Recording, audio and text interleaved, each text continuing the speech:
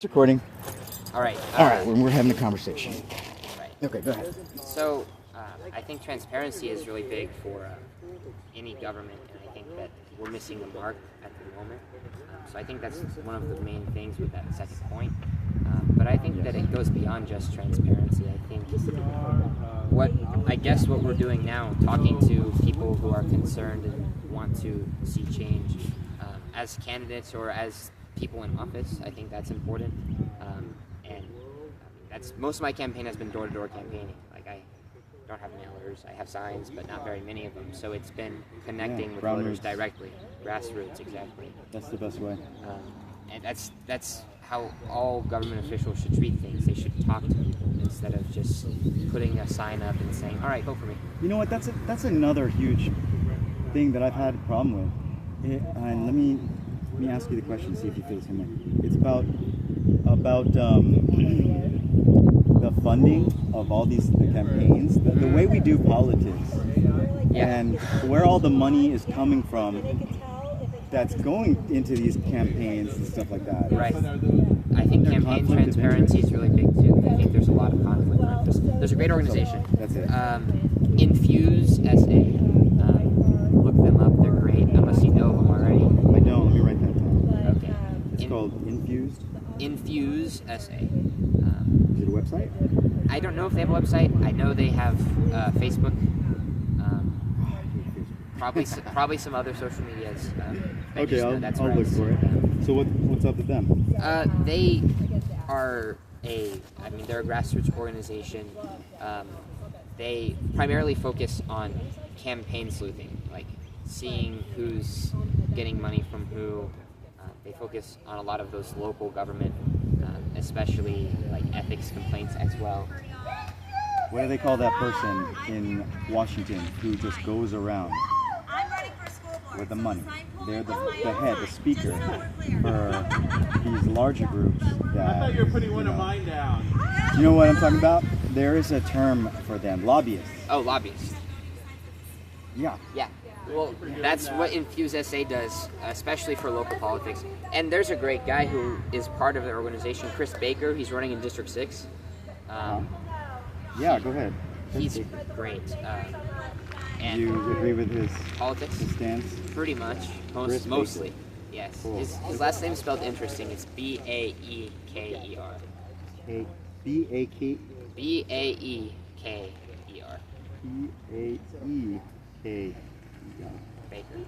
Baker. Yeah, Yeah. that is funny. But is he a young buck like you? No, he's an adult. He's old-ish. Like probably in his 40s or 50s. Hey, if you can die for this country, you're an adult. Fuck that. Yeah, no, I am an adult. Legally speaking, yes, I'm an adult. I would say I'm an adult, but he's more of an adult. How old did you say you were? Me, I'm 18. 18. Yeah, I guess technically you are I am an adult. Yeah. So,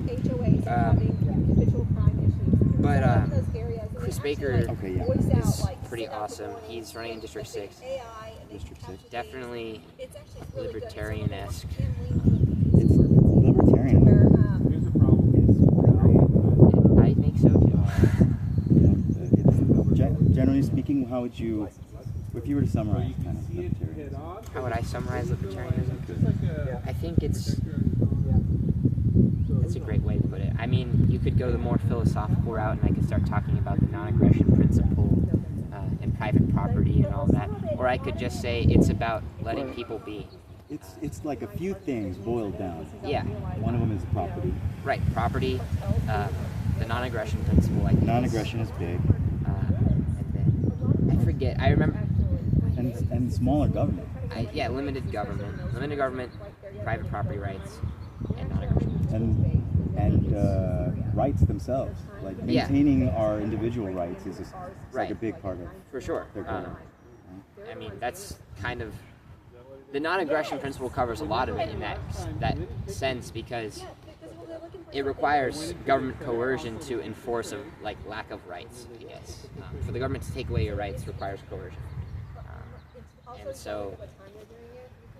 So yeah, the conflict of all the different conflicts of interest built into the system, as if that's okay, it has I mean, we just have to take it out Right. because of the like we already said it, conflict of interest. I don't. Right.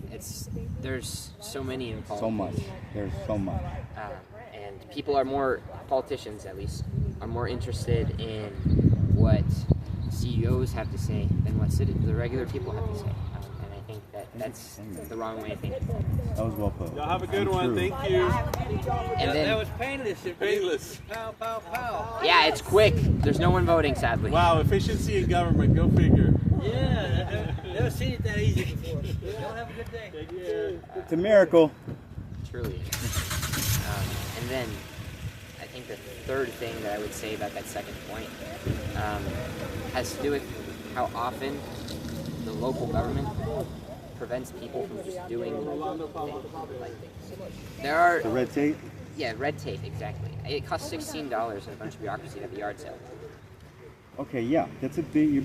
You're touching on something that's throughout the system, and a great example of that is how the IRS website. IRS website was trying to move. Doge found that almost all websites, they have their login information in the top right or some specific Sure. part. Well, the IRS website or something connected to the government, it had it in the center. So they're like, we just want to move it. We're just going to move it over here. Sure. And they're like, this is going to take a year, to get done. Doge did it in about 45 minutes.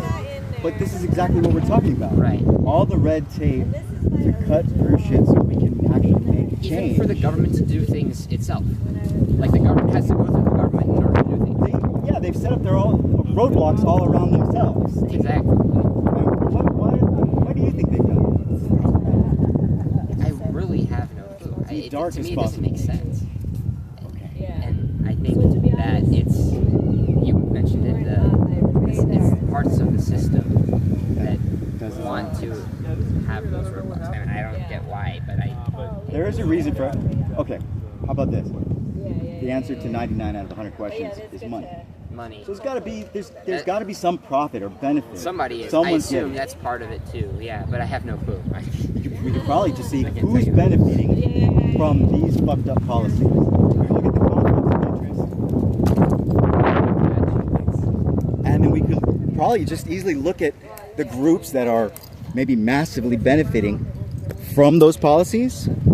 And that would be it. It'd be like, okay, this is exactly why, there's been no transparency on the subject. It's because they're robbing us blind and wasting so much money while also pretending to be helpful or something. Right.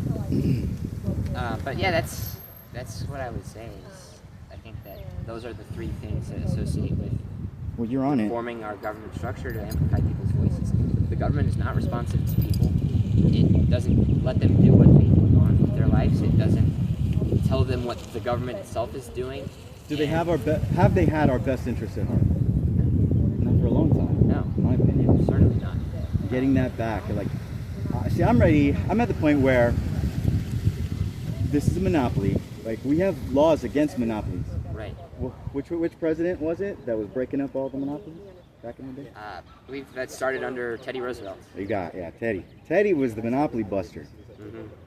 Well, he went away and all the monopolies came back, or we have so much monopolizing going on. It's crazy. I had another point. Yeah. You said, is the government representing our best interests? And I said Okay, the answer yeah. is no. Monopoly. Okay, the board game Monopoly. Good game. One of my favorites. It's a perfect example too. We're playing. All of this here is functioning because we're agreeing to the rules to play by. Right. If the power is with us, the people, and the people we've appointed aren't at all representing our interests, I feel like it's a flip the board time. I mean, not in a fucked up way. I mean that metaphorically. I think the changes we need to make don't need to come out. Well, the change with can violence. be electing people. Could be. That's the change. And how we elect them too, like we were talking about the campaign, Sure. The sleuthing, Right. the I think- lobbying. Yeah, that's definitely a part of it. But the point I was going to make is, our government has not for a long time been responsive to people or done things with the best interest of the people in mind. Last time they did it, ironically, was when they all didn't listen to the people back, like kind of when our country was founded. They did care. They wanted what's best, but they thought they knew what was best. What are you talking about? The founding of our country. A lot of our founding fathers. It I was feel like they had the best things going on. They set up everything in the set up a way. great system. Yeah. My point though, it's interesting that back in history, back at that time, candidates, it was said they did not run for election, they stood for election. Candidates didn't really campaign. They just You have a good night. Thank you. signed their name on a document saying they were in the election, and then they let people kind of decide who do we choose. So it wasn't necessarily about let's reach out to these folks and hear what they had to say, but the folks reached out to the candidate in their votes. But what's interesting though is while they didn't try and reach out as much, they did actually care. And now I feel like it's kind of the opposite. Yeah, it's all about The reaching out to people is a facade nowadays. Yeah, it's reversed. But they don't care. So they pretend to care, and they don't care. The other people back then, they That's just did. That's right. And for those people like myself who say that we live in a world that's kind of upside down, Sure. that's a perfect example of that. It's backwards. Yeah. Things have flipped around for sure. It feels like the change that we need is pretty radical. It is pretty radical, but only because we have so much correction. We have so much to correct. Right. That needs to be okay. I think we need to make that okay.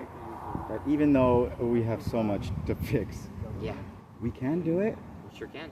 with the right. I mean, we got people. here, so there's got to be a way to get somewhere else. Yes, sir. So Yeah. I just want to say thank you so far for everything that you've shared. You're awesome, Tristen, Thank you. and you're on the right What's team. up? And that's Team Humanity. What's up, my brother? Because Doing okay? in the end, we're all part of the same family, the same human family. Ultimately, like if we hadn't learned language, we would all just be humans, Right. of different shades. But we're still part of the same family. Sure. So it's interesting to see the possibility of us actually acting, in that collaborative way, as opposed to the constant competition that we've been. Right. I mean, with our election, there's 7 candidates, and you're talking collaboration. In Well, District 9. in District 9. 7 candidates in District 9. Yes, and you're talking collaboration. Where you want to be. I think that's a really good point because we have. I mean, a lot of these races have been really nasty. Like the Really? candidates are duking it out. No. Not physically fighting, but Well, it's right. verbally awful. It could be worse. Yeah. And you're talking collaboration in District 9. You've seen that in some of the other districts? It's been bad. Give me a couple of districts. I'm going to look them up. Okay, so Everybody, okay? Yeah, get comfortable. I'll just... my knees.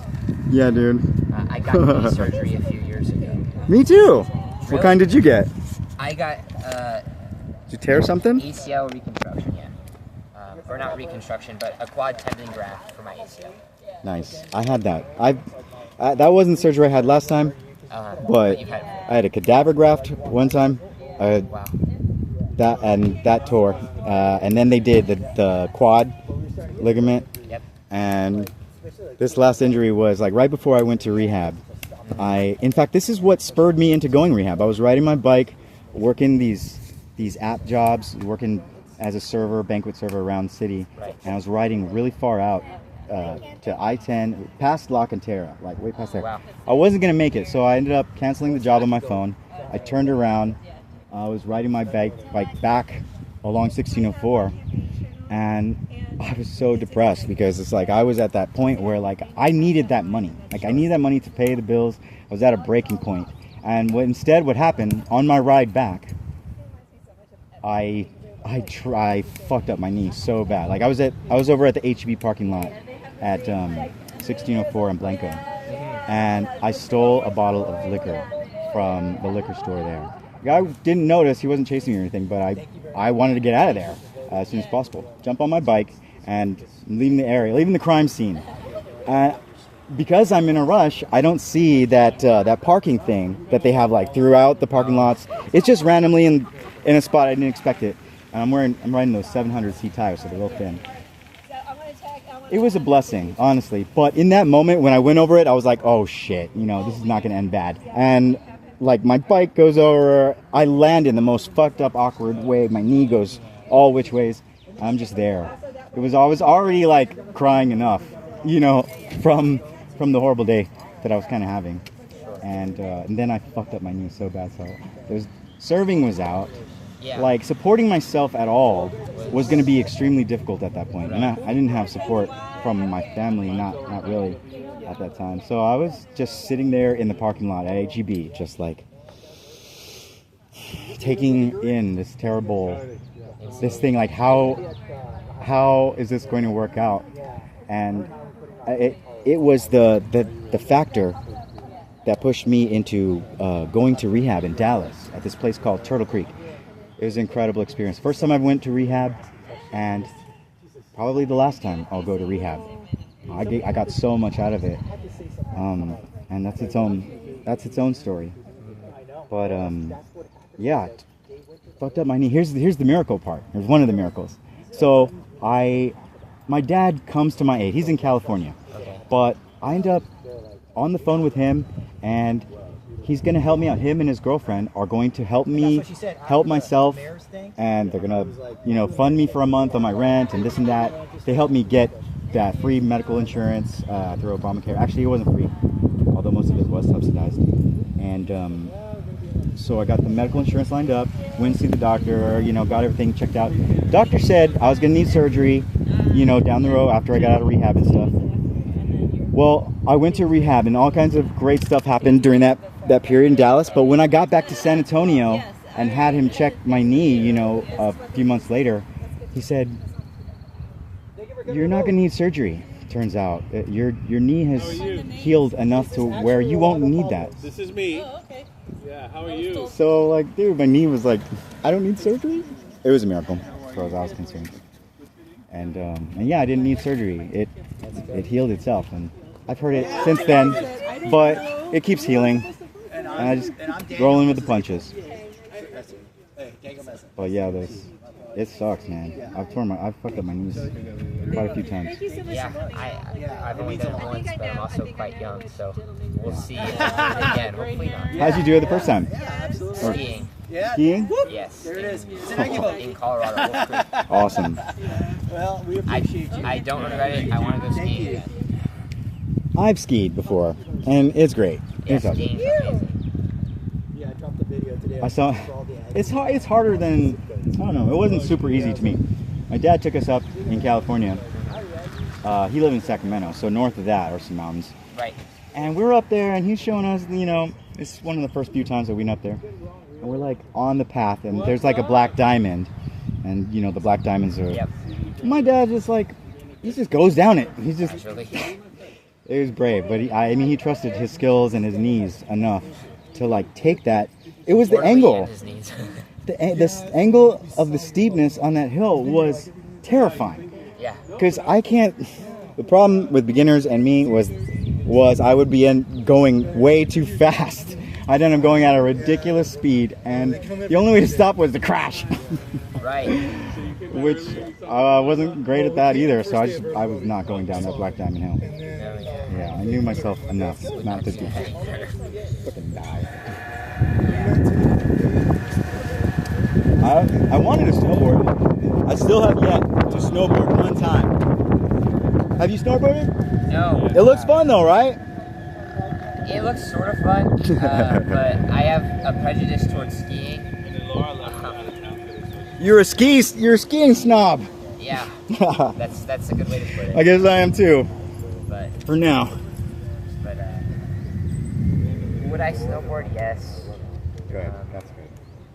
But once I've done it, will I snowboard again? Probably not. I know you might love it. I might. Hey, I don't know. What if it's you're good at it, really good at it, and it comes naturally? I think I could pick it up pretty soon or pretty quickly. I was told when I first skied, because my dad was like, "I'm not going to teach you. You're going to ski school." I was told by my ski instructor whenever he dropped me off, that I was a natural. So Ski school. yeah, Enlightening. So my father-in-law. that's the thing they do now. How many hours? No, went into that? it's like a brief lesson. It's like a single lesson. It's just one lesson. Okay. It doesn't require much more. A lesson. They It's a don't lesson. train you to be a professional skier. They just train you how to do it, and then you're done. And like on South Park, that episode, they're teaching pizza, French Yeah, fries. pizza, French fry. Pizza, French fries. That's about where I left off. Yeah. But yeah, where were we? We were meandering. We were meandering to all the wonderful things in this world, like mountains and Love snow myself. and skiing. Mountains are the best. Mountains are the shit. They really are. There's a mountain here in Texas. We have some, yeah, in the west. In the west. I heard about them, and I remember telling myself I'm gonna visit those mountains someday, soon. It's on my list. I would recommend it, but we don't have the best mountains in the country by any means. That's true. But we're not gonna pray. We're not gonna hold that against them. True. Texas has a lot else going for it. Texas has everything else going for it. Yeah, pretty much. Right. The mountains are the one thing we're a little short on. Yeah, I mean, our beaches aren't the best either, so You know what is awesome? What is it? Skydiving. I bet. In Corpus Christi, Okay. right by it is a Mustang Island, Yep. where is Port Aransas. Yep. On that island, they have a little hangar. It's a stretch. This island. Yeah. And so they've got lots of businesses on it. One of them's a hangar with these little planes, and they take you up in a tiny little plane, 10,000 feet, jump out. That's awesome. I got to do it one time. That's fun. It was awesome. I'm a pilot. Badass, bro. It's awesome. That is it's awesome. very fun. Planes or helicopters or what? Planes. But yeah, it's a great. I enjoy it a lot. I mean, I have my student license. But when I was training, Would you ever fly a jet? have I flown a jet? Would you ever? I didn't think you had. Have you? No, I haven't. You have? Yeah. Oh my gosh! See, that was one of my childhood I mean, dreams. not like a fighter jet. I've flown. Well, you don't need to fight anyone. It's the flying part's the fun part, not killing. Well, I know, people. just not one of those jets. But I have flown a jet. What kind was it? I've flown. It's a small, smaller jet for, I guess, personal use, sort of. My dad's like a private pilot, so he flies people in them, and I get to go with him sometimes. So I've flown what are called citations, like a citation Bravo is my favorite that I've flown. That's a jet. But the citation series is great. And I've flown some of those. I might be able to make a blog or like turn this into a piece about you, just to Sure. more promotion, right? That would not hurt. You wouldn't be against it. No, I would Basically, I have. I would not be against it. I mean, if I was like on an oppositional stance, might be a little bit different because I'm like, I would be competing with you. I don't know. Like, I'm not. Right. So that's not an issue here. Right. If I was though, you'd say the same things. Yes. You'd say the same things. You'd answer the questions honestly, but they would be. The way they do it is they tell everything in like an out of context kind of way. Right. Well, what I've seen too with our local news, if they don't like you, they just don't talk about you. That's what they do. That's Because it. That is so what they do. You're small enough to fit through the cracks. That's wrong. That It is is. straight wrong. I don't like it. That's happened with the San Antonio Express News. All 7 District 9 candidates went to an interview by the San Antonio Express News. Wow. And they talked about 4 of us. Only 4. Only 4 out of the 7. But, and I mean, it was, all of us were kind of capacity was brief. It's not like they have an hour or hours of time to write about us. They only have a little bit. Was there something that stuck out about the 4 versus the 3? like a patent. I mean, Were you one of the 4 or the 3? no, I was the 3. I did not get talked about. And that's kind of why I have the gripe. But Right. Well, hey, they've marginalized you. yes. So that's the voiceless. This is exactly. Yeah. It's on the thing, people. Voiceless. Reforming the structure of government To amplify the to voices. amplify the voices of the people. I'll post a picture of it. And this is exactly what. Oh, perfect example of exactly this what I'm talking about. Yeah. And so, if I can't, it can't. They're trying to silence even my voice, the expressives. That's what. Do That's you know what who the other 2 candidates that they? Oh, yeah. It Was your wife just here? Yes. and so They actually they liked Daniel, huh? enough at least. Enough. Maybe. Who knows why? Who knows how they came I, to I, their. think, I think Daniel's resume spoke for him at least. On that, that's probably part of why. Just because he does have quite the resume, And then it becomes a real which can be a good thing because he's seen all of the negativity that we're talking about, bad things. in the Yeah. System. He's got. That's what this country. I think that's an error that we make socially, is that we look at the status of everything and we give people more rights based on their status in a way, but we give them more opportunities and chances. Right. And I think the marginalizing you versus him is an It's existence. a perfect example of it. Totally. But I think that's why Daniel was talking about it. And then the expressionists talked about Misty Spears, who's the conservative candidate with the most likely chance to win in this district. They talked about Emily Taylor Joy, or Emily Joy Gardner, what am I saying? I'm mixing people Do you know all their stances and stuff? on politics. Mostly. Generally? Generally. Emily Joy Garza is Know your competition. right. She's, I guess, somewhat quite socially liberal, economically. That's Emily Joy. Emily Joy.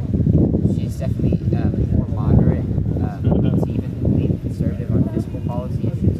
Transparency is another big thing for her too. And then her biggest issue is animal care services, ACS. Ooh, She's like an animal rights advocate. I love that. I love that. So That's another voiceless group. yeah, for sure.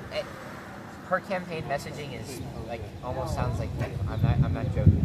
You should talk to her if you can. That'd be good for. I think So I'm. is it on the I might. If you can find her, I would do How it. do you get him in there? Enjoying this right now. So much. Yeah. Maybe this is She's what I usually at Brook Hollow Library. No kidding. So if you're ever by Brook Hollow, I am often enough. so that's where I would go to see her.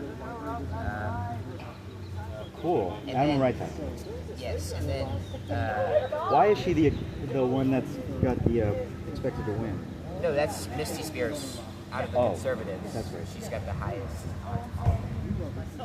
And then out of the Liberals, which you can throw Emily and Celeste into the Liberal category. Which policy? Which of their stances make them? Liberal? Yeah.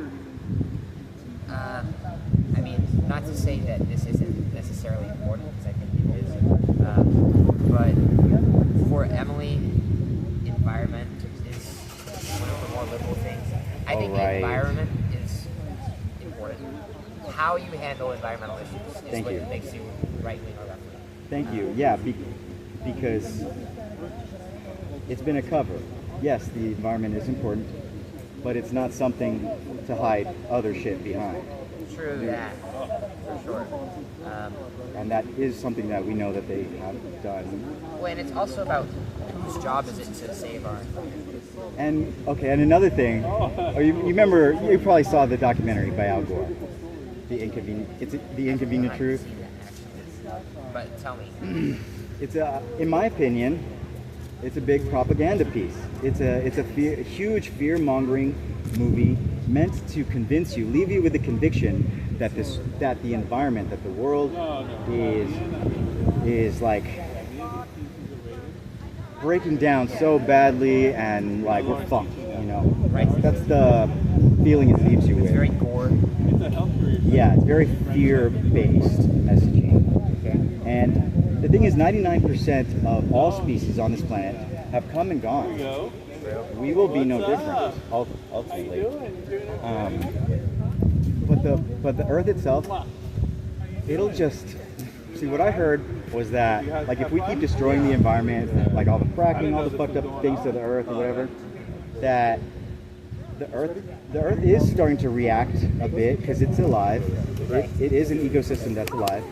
But we could go in one of two ways, and we've already gone the good way. But the other way that we could have gone, if we hadn't already taken this other path, was that the Earth was just going to reabsorb all of our energy. What that means, it's going to take it. We're going to take us. It's going to be taken out by the planet, and it's going to take its energy back, and humanity would just be another statistic on that list of The 99%. yeah. Mm-hmm. So in a way, yeah, maybe things were like getting worse in ways, and I'm sure they were to a degree. Right. It's important. You can't change the fact that all life is important, and Earth and animals and plants are part of that. And for me, when it comes to environmentalism, I think the focus for me when it comes to environmental issues is conservation. I think that, like protecting not necessarily the atmosphere from carbon emissions, but protecting ecosystems is more relevant as an environmental issue. Especially because a lot of... You're referring to our energy system. Right. Because especially when it comes to how you solve the issue that supposedly is going to drown Florida and all these other issues. Rise calamity for every state. Right, as is being said, will happen with CO2 emissions, greenhouse gases, right? Will that happen? Perhaps. But the way to solve that isn't necessarily to stop our economy from running. It's to provide places that can kind of help the issue. Sequestration of carbon can only occur if you have those ecosystems preserved. And I think conservation is more of a focus than trying to limit those economic activities. It's not that their bigger point isn't right. It's how they're going about it, and the stuff. For example, in Trump said they had this war against toilets, and they were installing low-flow toilets throughout Washington, and he's done away with that and he's cut through the government red tape, which was forcing everyone to have a low-flow toilet. Right. Well, I believe this too. I think that, say humanity got us into this mess environment. Okay. I think it can also get us out of it. Right. I agree. And I think it will get us out of it naturally without the government telling you what to do. I think it's the only way that's going to happen. I agree. The government doesn't always know what to do.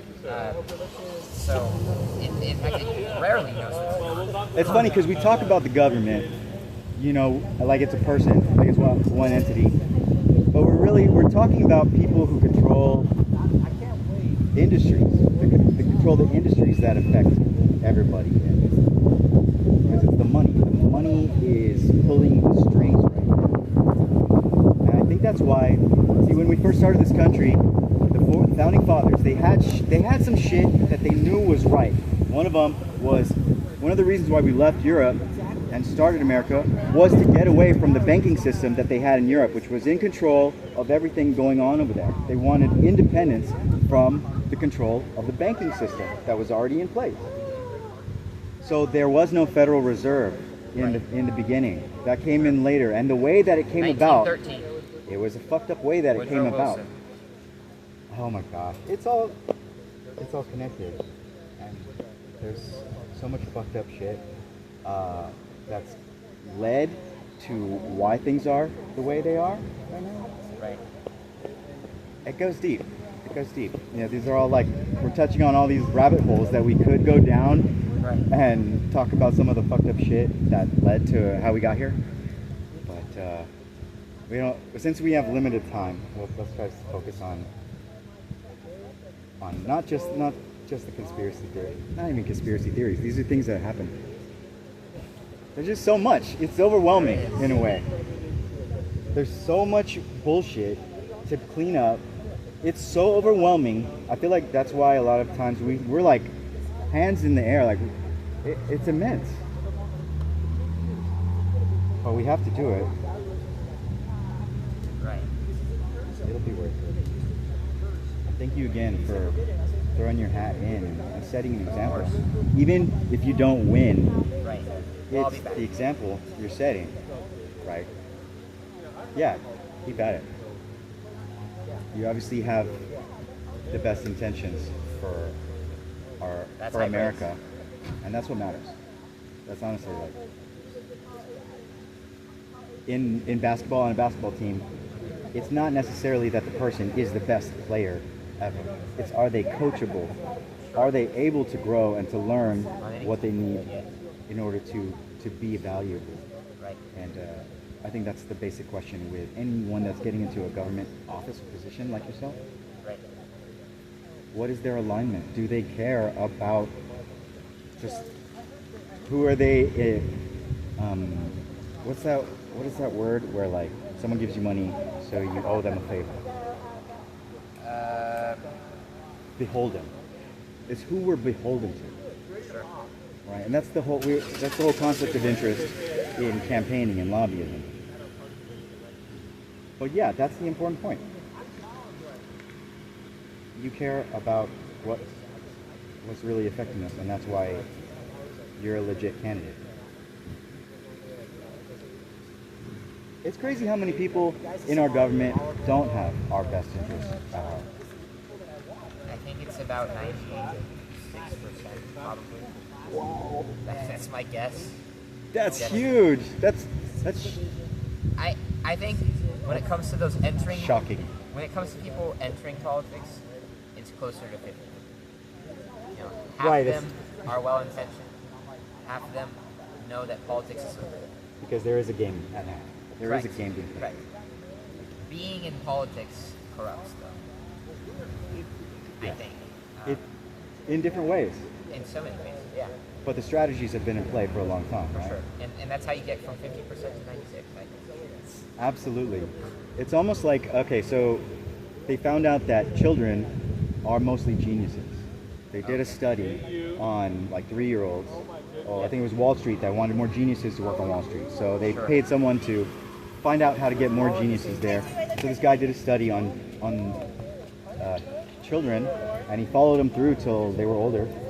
And he found out that at 3 years old, they were genius level, creativity and all that.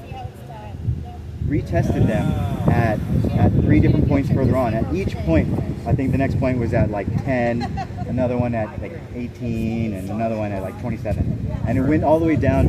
It progressively dropped down all the way to like 3% by the time they were 27. And I would suggest, or I would propose that it's the type of education system that we have in place. Someone calls it a Prussian type of education system, where they focus. It's the focus that they place. They focus on the grades. They focus on being on time every day. Like mostly the stuff that doesn't matter. Instead of Well, we got that because of industrial lobbyists. there's always a reason. Talk about the lobbying subject. That's how that got there. The education system needs revamping too. Yeah. Monopoly board flip. And I found a system that is already in place. They've already put it, and it's working beautifully in certain states. I can't remember exactly where it is, but the system is based on unity rather than separation. And I've been able to identify that the school system that we have right now, it is based on separation. It's based on a competition type of a model where we're all competing against each other. And the other school system, which has shown the opposite, has shown so much promise, is the opposite. It recognizes the psychology of children and human beings as being fragile at times, and it knows that when a child is ostracized in any way by a class, which happens every day, all the time, it's bread and butter for us. That child, the same place where they feel in their brain that ostracization, I just made that up, is the same place where you experience pain. And what happens is their mind shuts down.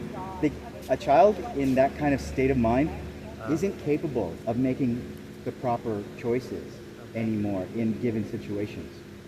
So what this new school is doing, it's taken that into consideration, and it makes sure that this one thing, this concept of one individual in the class, let's say a class of 30, being put out of the group in any way is the flaw. So what they're doing is they're making sure that that's not happening in the class at all. And because of it, well, that's just one of the things that they're doing differently.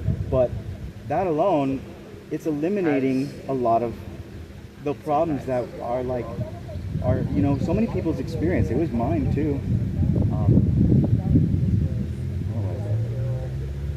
Oh yeah. When you get ostracized in school, it often leads to a loner type of existence where you're like this reject of society, and everybody is good enough. So there doesn't need to be a group of people in our society that we consider trash and rejects, and they're not worth considering or caring for. I agree. And I think if we start doing that at the level of the education, then that'll have bigger effects long term. Anyways, I need to find that website that had that school system. That's interesting. I mean, I have Can I get your email? My email? It's on the flyer. Okay. What were you saying? I have tons and tons of takes about education. That's interesting to hear. Okay, I gotta get you the website. I want you to look it over and yeah, please send me that website. I will. But It's fascinating, and it gives me so much hope because it's so different. They figured a few things out. sure. And yeah, I want to share that with you, and then we'll talk about that later. Okay. Yeah. Oh man.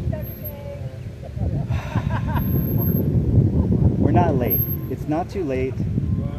We're not running out of water. I remember Bill Maher told, I saw this tape where Bill Maher is talking to Elon Musk. He's like, well, we're running out of water. And, he's like pushing this narrative. Not all narratives are true. And I think, and Elon, this is the thing I know a lot of people are afraid of. Like, well, we're running out of water, we're running out of everything, and resources are scarce. It puts us into a competitive kind of mode, a fearful state, which makes us easier to control. But Elon is there, and he's like, actually, the truth is that we're not going to run out of water. We explained we have desalinization plants. He explained it very simply and casually how that's not true at all. And at the end of this little dialogue, it was like, truth doesn't need to be dressed up, and paraded around. It stands on its own. And deceit and lies, these things that these people have been running on and winning on, controlling us with fear, they're going to fall away as the right people stand up and say, hey, you know what? We're not running out of water. We don't all need to be afraid of running HEB, pulling all the water off the shelves. Whatever. Fear-mongering has been using manufacturing situations. Manufacturing fear in this country has been a main way of generating consent from the people. 9/11 is my example of that. And that's the most fucked up example that I can think of. Maybe Pearl Harbor might be one. I don't know. It's possible. But either way, we know that it's not above them. Good people can do bad things to do good. And vice versa. Bad people can do good things to do bad. And those people do exist, and they have. And that's why we're in this situation, because, we put them in charge, basically. And now we're in cleanup mode now. Yes, well, we'll see with the election results if we're truly in cleanup mode or if it's not here you talked about the media. You Yes. talked about the local news, and this is an issue I have with it too. I kept this paper because I was going to write something about all of what I see as propaganda within this piece that is against the good people of this nation who are like trying to make a difference. Elon Musk, Donald Trump. They won this. They won. I mean, Trump won the election, but it didn't stop the monopoly of media from just continuing to barrage him and like do their best to assassinate his character to the masses. Right. After they failed to assassinate him, they tried to assassinate him. They've been trying to assassinate him in so many ways for so long. It's just not happening. They've already lost. To be honest, they've already lost. This is just like desperation, in my opinion. Sure. But yeah, no, it's still going on a national level. It's going on. Is this what you consider the local level, Yeah. or local news like? That's the paper that I was talking about. The 4 candidates and the 3 Express News. And there's news channels too, which post their stuff onto YouTube, I think now, because they're going in different ways. They found if they post it on YouTube, then they'll actually receive more attention. Yes, because I don't think you can watch Because we don't trust that shit. We don't trust them no more. They're like, oh, they trust YouTube. Put us on YouTube. Right. Oh my gosh. Who was it that was saying drain the swamp? Someone was like, Trump said it. Trump said it. And he was right. That's what needed to happen. See, they all say it, but then most of them don't do it. Have you seen that movie, The Campaign? No. Oh my gosh, you'd die laughing at this because it's a comedy What's it about about? politics. It's called The Campaign, but it's with Zach Galifianakis and Will Ferrell. Okay, that's hilarious. Opposite Yes. characters in the world like end up running against each other in this movie, and it just makes so fun of the system that we have, and of course it's really well done. When you get a chance to see it, you should, especially since you're into politics. I'm in a campaign. You'd love it. It's ridiculous. One of the first things that happened, Will Ferrell goes to punch him. Like, there's a moment. And Zach Galifianakis, he's being coached to make all the right moves and to, to play the game properly. Sure. And so Zach, at the last second, as Will Ferrell's like about to punch him, it's totally public scene. There's like a huge crowd around him. Goes to punch him in the face, and Zach he ducks or sidesteps, and Will Ferrell punches a baby. In slow motion, they show him like punching a baby, and it's like next thing you know, it's like on the news, and they're showing the replay of Will Ferrell punching a baby, and they're like, he's dropped 5 points in this era, but he's still way up in the poll. Yeah. Wasn't enough. Oh yeah, but stuff kept happening. It was ridiculously good.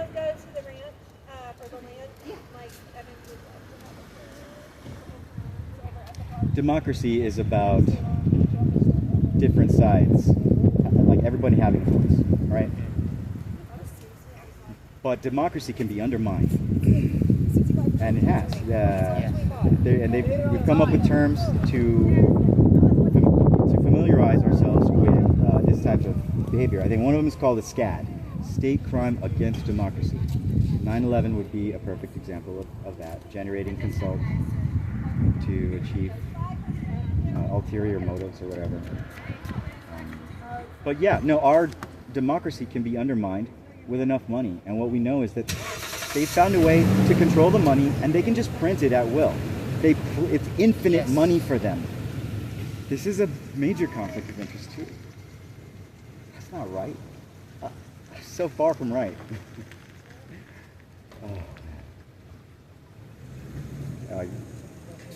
Put your foot anywhere, and you're gonna be some shit. Thank you so much, Tristen, for having this conversation, sharing your stance and who you are, for what you're doing. It's awesome, and I'm grateful that you're in the running, and that even if you don't win, you're going to continue with it, because we need people like you in any position of power. Like it's better to be a person with a good heart than a genius who's evil. Sure. And it doesn't hurt to be It doesn't hurt to be both, which I am. Which we all say are. that part. But I think we are. We're naturally geniuses, but it's like that study that was done. Right. We get programmed so much by the education system, which has us focusing on just memorization right. and all these other things, that we're no longer about creativity, using the most powerful part of us, which is our creativity, and like that infinite space within us to come up with solutions for problems. But it's there. We can heal. The nation can heal, and it's already started. So yeah, let's keep pushing it in the right direction. You're off to a great start. I'll stop the video here, but the conversation will go on.